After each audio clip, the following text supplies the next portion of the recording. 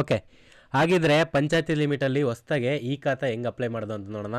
ಇಲ್ಲೋಗಿ ಈ ಸ್ವತ್ತು ಅಂತ ಟೈಪ್ ಮಾಡಿ, ಈ ಒಂದು ಪೋರ್ಟಲ್ ಓಪನ್ ಆಗುತ್ತೆ. ಅಫಿಷಿಯಲ್ ಈ ಸ್ವತ್ತು 2.0 ಇವತ್ತು ಲಾಂಚ್ ಆಗಿದ್ದು, 11 ಗಂಟೆಗೆ ಲಾಂಚ್ ಮಾಡಿದ್ರು. ಈ ಒಂದು ವೆಬ್ಸೈಟ್ ಓಪನ್ ಆಗುತ್ತೆ. ಇಲ್ಲಿ ಸಿಟಿಸನ್ ಸರ್ವೀಸಸ್ ಅಂತ ಇರುತ್ತೆ, ಅದರ ಮೇಲೆ ಈ ಖಾತಾ ಅಂತ ಕ್ಲಿಕ್ ಮಾಡಿ. ಈ ಖಾತಾ ಅಂತ ಕ್ಲಿಕ್ ಮಾಡಿದ ತಕ್ಷಣ ಈ ಥರ ಒಂದು ಇಂಟರ್ಫೇಸ್ ಓಪನ್ ಆಗುತ್ತೆ. ನಿಮ್ದು ಎಕ್ಸಿಸ್ಟಿಂಗ್ ಅವಾಗೆಲ್ಲ ಈ ಖಾತಾ ಕೊಟ್ರಲ್ಲ, ಅದು ಎಕ್ಸಿಸ್ಟಿಂಗ್ ನಿಮ್ಮ ಹತ್ರ ಏನದು ಪ್ರಾಪರ್ಟಿ ಐ ಡಿ ಇದ್ದರೆ ಇದಕ್ಕೆ ಹೋಗಿ, ಪ್ರಾಪರ್ಟಿ ಐ ಡಿ ಮತ್ತು ಪಿ ಐ ಡಿ ಇರುತ್ತೆ ಒಬ್ಬೊಬ್ರ ಹತ್ರ, ಅವ್ರು ಅದಕ್ಕೆ ಹೋಗ್ಬೋದು. ಅದಾದಮೇಲೆ ಬಂದು ಇಲ್ಲಿ ನಿಮ್ಮ ನಂಬರು, ಫೋನ್ ನಂಬರು ಮತ್ತು ಕ್ಯಾಪ್ಚಾ ಹಾಕಬೇಕು. ನಿಮ್ಮ number, O T P, captcha ಕರೆಕ್ಟಾಗಿ ಹಾಕಾದ್ಮೇಲೆ ನೀವು ಈ ಒಂದು ಇಂಟರ್ಫೇಸಿಗೆ ಬರ್ತೀರಾ. ಈ ಒಂದು ಇಂಟರ್ಫೇಸ್ ಏನು ಅಂತ ಗೊತ್ತಾ ನಿಮಗೆ? ಗೆಟ್ ಈ ಖಾತಾ ಅಂತ. ಅಂದರೆ ಈ ಖಾತಾನ ಆಲ್ರೆಡಿ ಗೌರ್ಮೆಂಟವರೇ ಹಾಕಿ ಜನ್ರೇಟ್ ಮಾಡಿದ್ದಾರೆ. ಅಂದರೆ ಇವು ಅಷ್ಟು ಈ ಖಾತಾಗಳನ್ನ ಇಶ್ಯೂ ಮಾಡಿದರು. ಈ ಖಾತಾ ಅಂತ ಫಸ್ಟೇ ಇಶ್ಯೂ ಮಾಡಿದರು ಪಂಚಾಯತಿ ಲಿಮಿಟಲ್ಲಿ. ಒಂದು ಸ್ವಲ್ಪ ಅವ್ರ ಹತ್ರ ಪಿ ಐ ಡಿ ನಂಬರು ಮತ್ತು ಪ್ರಾಪರ್ಟಿ ನಂಬರ್ ಇದೆ. ಅವರು ಇಲ್ಲಿ ಹಾಕಿ ಚೆಕ್ ಮಾಡಿದ್ರೆ ನಿಮಗೆ ಡೈರೆಕ್ಟಾಗಿ ನಿಮ್ಮ ಒಂದು ಈ ಖಾತಾ ಬಂದುಬಿಡುತ್ತೆ. ಅವ್ರಿಗೇನು ಟೆನ್ಷನ್ ಇಲ್ಲ, ಸರಿನಾ? ಪೆಂಡಿಂಗ್ ಅಪ್ಲಿಕೇಶನ್ಸು, ಯಾರು ಈ ಒಂದು ಖಾತಾ ಇಶ್ಯೂ ಮಾಡೋದಕ್ಕೆ ನಿಲ್ಸಿದ್ರಲ್ಲ, ಪಂಚಾಯತಿ ಲಿಮಿಟಲ್ಲಿ ಖಾತಾ ಹೊಸ್ದಾಗಿ ಇಶ್ಯೂ ಮಾಡ್ತೀವಿ ಅಂತ ಫಸ್ಟ್ ಕೊಡ್ತಾ ಇದ್ದ ಈ ಖಾತಾ ನಿಲ್ಲಿಸಿದ್ರು ಅಂತ ಅಪ್ಲಿಕೇಶನ್ಸ್ ಯಾವಾದರೂ ಪೆಂಡಿಂಗ್ ಇದ್ದರೆ ಇಲ್ಲಿ ನೋಡ್ಬೋದು. ಇಲ್ಲ ಅಂದರೆ ನೀವು ಹೊಸ್ದಾಗಿ ಅಪ್ಲಿಕೇಶನ್ ಹಾಕ್ತೀರಿ ಅಂದ್ಕೊಳ್ಳಿ, ಆ ಅಪ್ಲಿಕೇಶನ್ ಪೆಂಡಿಂಗ್ ಬಿದ್ದರೆ ಇಲ್ಲಿಗೆ ಬಂದು ನೀವು ಚೆಕ್ ಮಾಡ್ಕೋಬೋದು ಪೆಂಡಿಂಗ್ ಇರೋದು. ಸಬ್ಮಿಟ್ ಅಪ್ಲಿಕೇಶನ್ಸು, ಇಲ್ಲಿ ಸಬ್ಮಿಟ್ ಆಗಿರೋಂಥ ಅಪ್ಲಿಕೇಶನ್ಸು ಇಲ್ಲಿ ಬಂದಿರುತ್ತೆ. ನೀವು ಹೋಗಿ ಕೊಟ್ಟು ಬಂದಿರ್ತೀರಾ, ಇನ್ನೂ ಅದು ಪೆಂಡಿಂಗಿಗೆ ಬಿದ್ದಿರೋದಿಲ್ಲ. ಈ ಸಬ್ಮಿಟ್ ಮಾಡಿರೋ ಅಪ್ಲಿಕೇಶನ್ಸ್ ಇಲ್ಲಿ ಬಂದು ತೋರಿಸುತ್ತೆ. ನೀವು ಇದ್ರ ಕ್ಲಿಕ್ ಮಾಡೋದ್ರ ಮೂಲಕ ನೀವು ಅಪ್ಲಿಕೇಶನ್ ಹಾಕಿದರೆ ಇಲ್ಲಿ ಬಂದು ತೋರಿಸುತ್ತೆ. ನೀವೆಲ್ಲ ಡೀಟೇಲ್ಸು ಇಲ್ಲಿ ಕೊಡ್ತಾ ಹೋಗಬೇಕು, ಸರಿನಾ?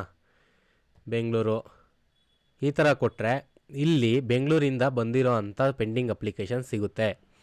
ಅದಾದಮೇಲೆ ಅಬ್ಜೆಕ್ಷನ್ ರಿಪೋರ್ಟು ನಿಮ್ಗೆ ಬಂದಿರುತ್ತೆ ಅಂದ್ಕೊಳ್ಳಿ. ಈಗ ಖಾತಾ ಅದರಲ್ಲಿ ನಿಮ್ದು ಏನಾದರೂ ಅಬ್ಜೆಕ್ಷನ್ಸ್ ಇತ್ತು, ಏನೋ ಸ್ವಲ್ಪ ಪ್ರಾಬ್ಲಮ್ ಇತ್ತು ಅಂದರೆ ಅಬ್ಜೆಕ್ಷನ್ಸ್ ಆಗ್ಬೋದು, ಅದ್ರ ರಿಪೋರ್ಟ್ ಇಲ್ಲಿ ಸಿಗುತ್ತೆ.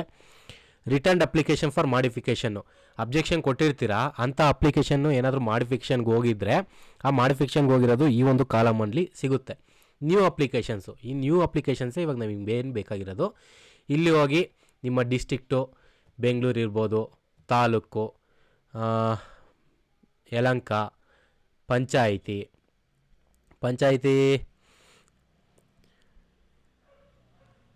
ಸಿಂಗನಹಳ್ಳಿ ಯಾವುದೋ ಒಂದು, ಸರಿನಾ? ವಿಲೇಜು ಯಾವುದೋ ಒಂದು, ನಾನು ರ್ಯಾಂಡಮಾಗಿ ಕೊಡ್ತಾಯಿದ್ದೀನಿ, ಸರಿನಾ?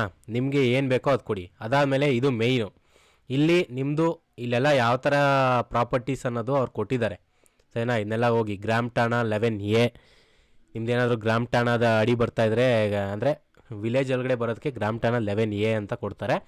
ಮತ್ತು ನಿಮ್ದು ಯಾವುದ್ಯಾವುದಕ್ಕೆ ಬರುತ್ತೆ, ನಮ್ಮದು ಮೇಯ್ನು ರೆವೆನ್ಯೂ ಸೈಟ್ಸ್ಗಳಿಗೆ ಇದು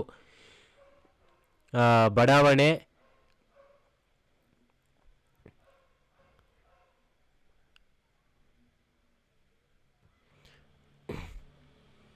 ನಮ್ಮದು ಮೇಯ್ನ್ ಏನು ಅಂದರೆ ಇಲ್ಲೈತೆ ನೋಡಿ, ಬಡಾವಣೆ ವಿನ್ಯಾಸ ಅನುಮೋದನೆ ಇಲ್ಲದ, ಅಂದರೆ ರೆವೆನ್ಯೂ ಸೈಟ್ಸು ಯಾವುದು ಅಪ್ರೂವಲ್ ತಗೊಂಡಿಲ್ವೋ ಅದಕ್ಕೆ ಇದನ್ನು ಕ್ಲಿಕ್ ಮಾಡಬೇಕು.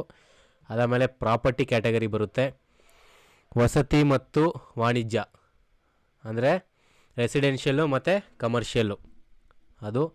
ಅದಾದಮೇಲೆ ಕಾರ್ನರ್ ಸೈಟ್ ಅಂದರೆ ಎಸ್ ಕೊಡಿ, ಇಲ್ಲಾಂದರೆ ನೋ ಕೊಡಿ. ಅದಾದಮೇಲೆ ಅಸೆಟ್ ನಂಬರ್ ಹಾಕಿ, ನಿಮ್ದು ಎಷ್ಟು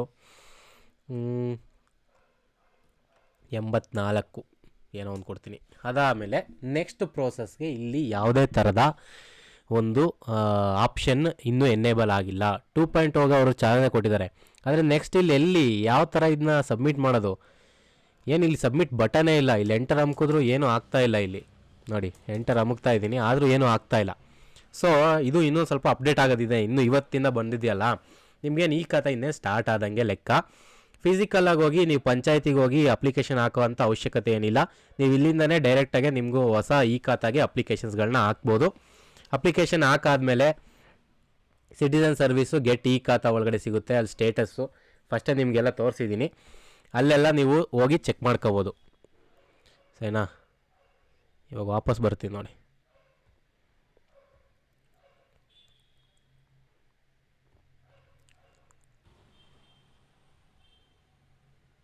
ನೋಡಿ ಇಲ್ಲಿ ವಾಪಸ್ ಬಂದಿದ ತಕ್ಷಣ ಸಿಟಿಸನ್ ಸರ್ವಿಸ್ ಒಳಗಡೆ ನೀವು ಅಲ್ಲಿ ಅಪ್ಲಿಕೇಶನ್ ಹೊಸ ಅಪ್ಲಿಕೇಶನ್ ಹಾಕ್ಸಿದ್ಮೇಲೆ ಇಲ್ಲಿ ಅಪ್ಲಿಕೇಶನ್ ಸ್ಟೇಟಸ್ ಅಂತ ಬರುತ್ತೆ. ಚೆಕ್ ಸ್ಟೇಟಸ್ಸು, PID ಸ್ಟೇಟಸ್ಸು, ಅದಾದಮೇಲೆ ಫೈನಲ್ PID, ವೇರಿಫಿಕೇಷನ್ ಡಾಕ್ಯುಮೆಂಟ್ಸು, ನಿಮ್ಮ ರಿಪೋರ್ಟ್ಸು ಎಲ್ಲನೂ ಇಲ್ಲಿ ಸಿಗುತ್ತೆ.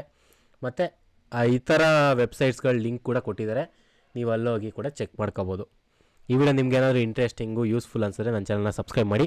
ಇದೇ ಥರ ಕಂಟೆಂಟ್ಗಾಗಿ ನನ್ನ ವಾಟ್ಸಾಪ್ ಚಾನಲ್ ಗ್ರೂಪ್ ಇದೆ, ಅಲ್ಲಿ ಹೋಗಿ ಕೂಡ ನೀವು ಜಾಯ್ನ್ ಆಗ್ಬೋದು. ಈ ವಿಡಿಯೋ ನೋಡೋಕ್ಕಾಗಿ ಥ್ಯಾಂಕ್ಸ್.